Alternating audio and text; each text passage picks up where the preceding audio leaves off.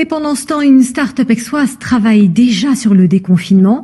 Elle est en train de finaliser une appli grand public capable d'interpréter les tests sanguins rapides.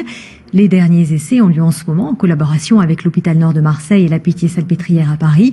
Cette appli soulève déjà de nombreuses questions. Sylvie Depierre, Marie-Agnès Pelleran. Ce sont les poubelles de l'hôpital Nord et de la Salpêtrière à Paris. Des tests sanguins usagés envoyés par centaines à la start-up d'Aix-en-Provence pour ses essais. La caméra scanne les bandelettes réactives et voici ce que pourrait nous révéler notre téléphone le jour où les tests arriveront en pharmacie. Une interprétation sans ambiguïté, enregistrée sur smartphone pour décider de notre déconfinement. Je ne sais pas encore comment on va sortir du déconfinement. Peut-être que l'État va décider que tout le monde doit se tester. Et si tout le monde doit se tester et qu'on connaît la sensibilité de chaque test, on peut donner un score qui dit, voilà, vous avez 99% de chances d'être négatif, sortez de chez vous.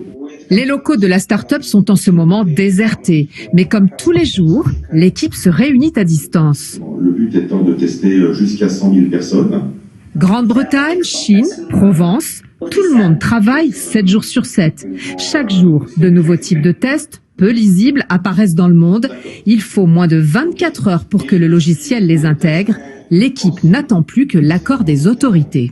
On est prêt à lire, on a des protocoles de mise en place pour entraîner l'intelligence artificielle. Donc on sait typiquement qu'arrive un nouveau test, en 24 heures, on est capable de le qualifier, de le rentrer dans l'application et d'avoir ça qui soit complètement validé.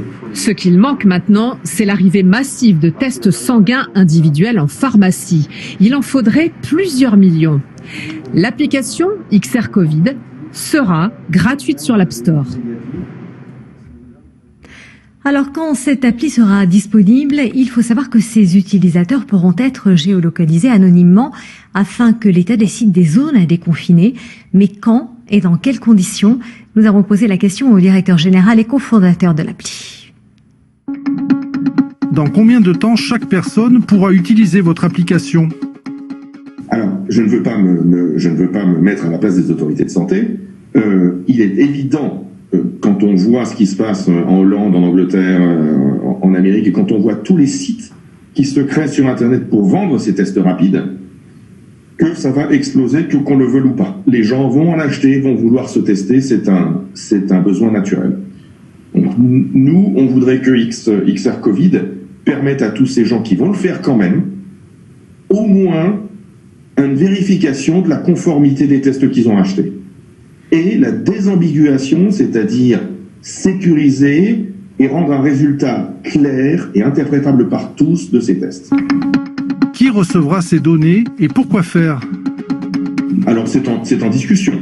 Si les autorités françaises sont intéressées par ces données, on leur fournira anonymement, il n'y a pas de nom, il n'y a pas d'adresse. On pourrait géolocaliser ce résultat anonyme si on veut. C'est une fonction qui existe dans l'application.